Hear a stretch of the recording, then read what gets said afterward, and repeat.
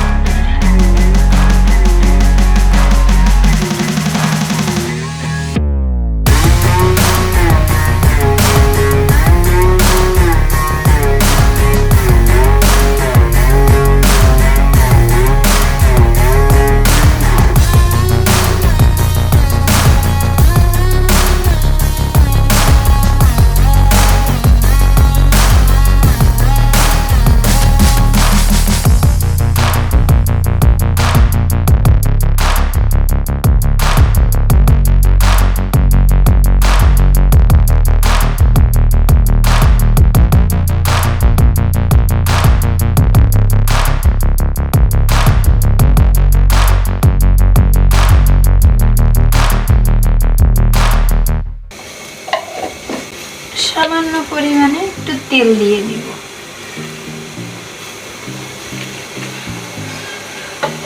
দিয়ে এটা হাত দিয়ে সুন্দর করে মাখাই নিব।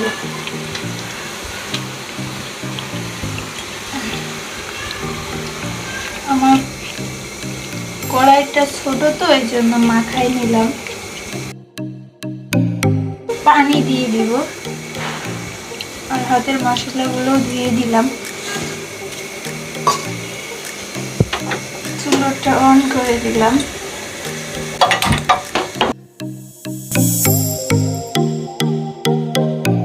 এদিকে আমার তরকারিটা কষানো হচ্ছে।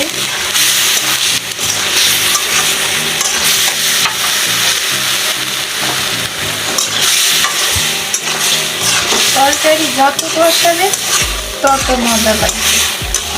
ধৈর্য ধরে রান্না করবে তাহলে স্বাদ পাবেন।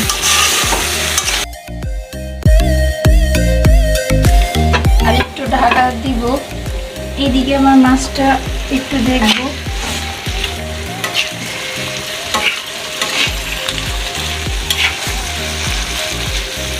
আমার আরও রান্না ছিল, মাংসটাও দেখাবো।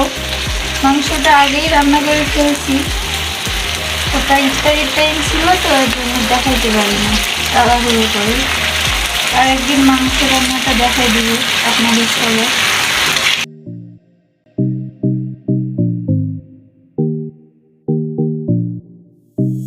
এভাবে বসে রান্না করলে শিং মাছটা অনেক মজা লাগে আর কি। আর বেগুন টমেটো দিয়ে একদিন আপনাদের সঙ্গে রান্না করে খেয়ে দেখবেন, অনেক মজা লাগে।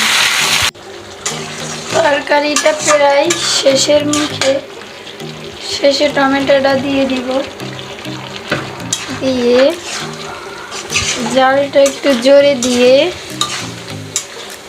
টমেটোটা কষাই নিব।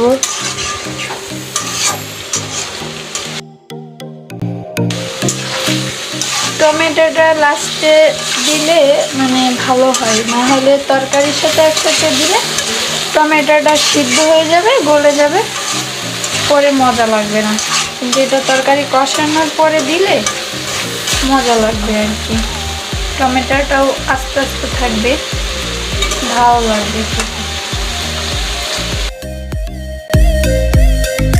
কষানো প্রায় শেষ, এবার দিয়ে দিব পানি, দিয়ে দিব।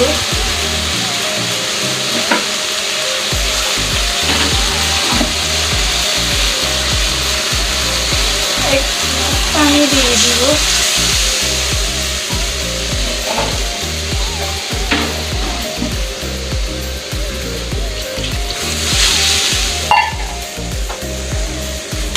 পানিটা দিবার পরে বরফটা চলে আসলে মাছটা দিয়ে দেব,